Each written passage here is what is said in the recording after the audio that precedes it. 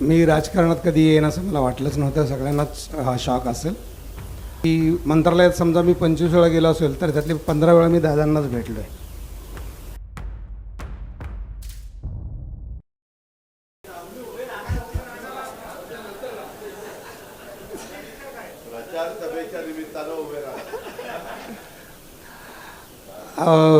व्यासपीठावरील सगळे मान्यवर, अजून मी नेता झालेलो नाही, पुढारी झालेलो नाही. मला सगळं प्रोटोकॉलप्रमाणे एवढं बोलता येत नाही. सिनेमामध्ये मी खूप नेत्यांच्या, गृहमंत्र्यांच्या, मंत्र्यांच्या अशा भूमिका केल्यात, विलनच्या भूमिका केल्यात.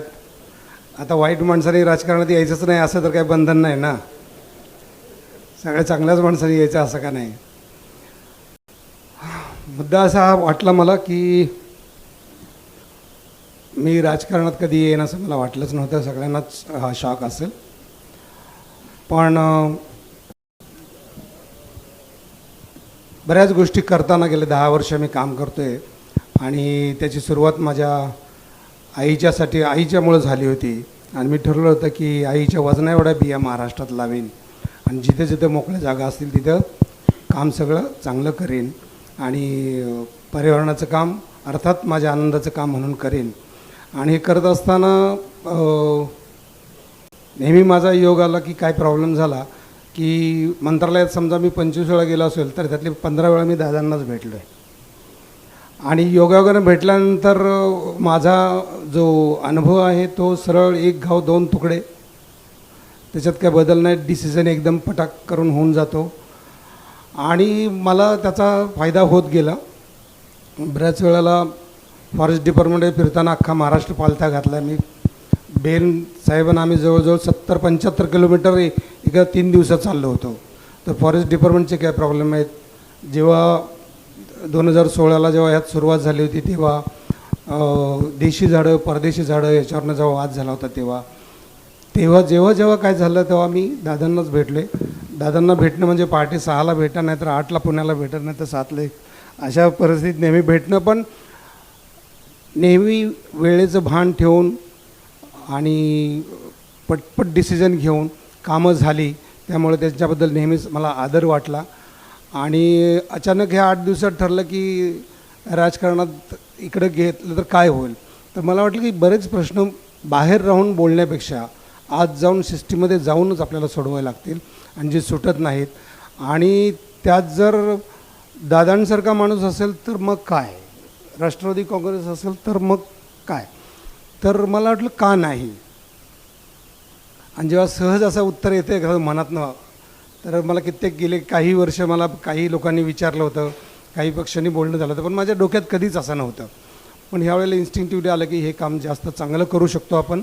महाराष्ट्रात 40 ठिकाणी आपल्या देवराया उभ्या राहत आहेत, 40 डोंगर, पण सगळे सरकारच्याच जागी काम आहेत, कुठेही वैयक्तिक नाही, कुठे काही नाही. पण देशी झाडं, देशी गवतं, देशी वेली आणि मुख्य म्हणजे शाळेच्या मुलांच्या मनात झाड लावणं. त्याच्यासाठी यावर्षी आपण 22 लाख मुलांना बिया वाटल्यात आणि 22 लाख रोपं तयार होतील आणि ती 22 लाखच्या पुढच्या वर्षी 1 करोड होईल.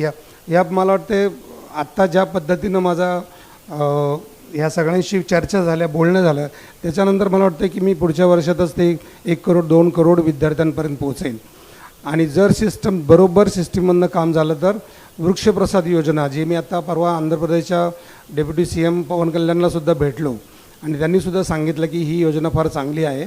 तर झाडे लावा झाडे जगवा म्हणण्यापेक्षा ती जर भक्तांच्या थ्रू सुरू झाली तर किती भारी काम होईल.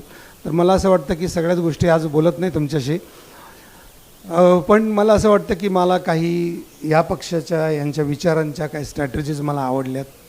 की बेसिकली मी नेहमी सांगतो की शेतकरी, farmer is the best creator in the world. जगात शेतकरी एवढा कोणीच क्रिएटिव्ह माणूस, सर्जनशील माणूस नाही की ज्याच्यामुळं माणसं जगतात. बाकीच्या सगळ्या सर्जनशील ज्या कला आहेत त्या कलांनी काही पोट भरत नाही, पण शेतकरी जेव्हा काहीतरी नवीन उगवतो, नवीन निर्माण करतो, त्याने पोट भरतं. आणि त्या शेतकऱ्यांच्या योजनासाठी नेहमीच मला दादांशी आमची जेव्हा तटकरे साहेब जेव्हा चर्चा झाली तेव्हा असं वाटलं की हे चांगले डिसिजन आहेत, चांगले डिसिजन घेत आहेत. यावर्षीचा जो लाडकी बहीणचा जो डिसिजन आहे, आज आपल्याला वाटतं की आपल्याकडे पैसे आहेत, आपल्याला आपण काही करू शकतो, गाडीनं जाऊ शकतो, पण अगदी बारीक गावातल्या बारक्या हातातोंडावर पोट असतं त्या माणसांचा जेव्हा विचार करतो आणि जेव्हा त्यांचं समाधान बघतो की ह्या योजनेतनं त्यांना कसा फायदा होतो आहे, असं वाटतं की यांचे काही डिसिजन चांगले होतात. एका पॉईंटला मी ठरवलं की आपण जायचं, आता काय हटत नाही, होऊन जाऊ दे, जे व्हायचं ते होऊन जाऊ दे. आता आपण सुरू करतो आहे, त्याप्रमाणे आपण ह्यात उतरतो आहे. आणि मला असं वाटतं की यांच्याकडून सगळ्यांकडून मी चांगले धडे घेईन, चांगलं अभ्यास करेन, विचार करेन. राष्ट्रवादी काँग्रेसनं दादा तुम्ही सगळ्यांनी माझा आदरपूर्वक, मला तुमच्याबद्दल नेहमीच आदर आहे, पण मला हा सन्मान तुम्ही दिला, मला आनंद वाटला. आणि याच्यापुढं फार विचारपूर्वक आणि जी माझ्या डोक्यात जी कामं आहेत, जी व्हायला पाहिजेत, ती पुढच्या 5 वर्षात नक्कीच योग्य पद्धतीने जातील असं मला वाटतं आहे. आणि बाकी काही स्वार्थ नाही, म्हणजे मला असं काही की हे कमवायचं आणि ते कमवायचं असं काही नाही. माझ्या आयुष्यात सगळं करून झाले, 500-600 फिल्म झाल्या, जगात सगळं चांगलं नाव आहे.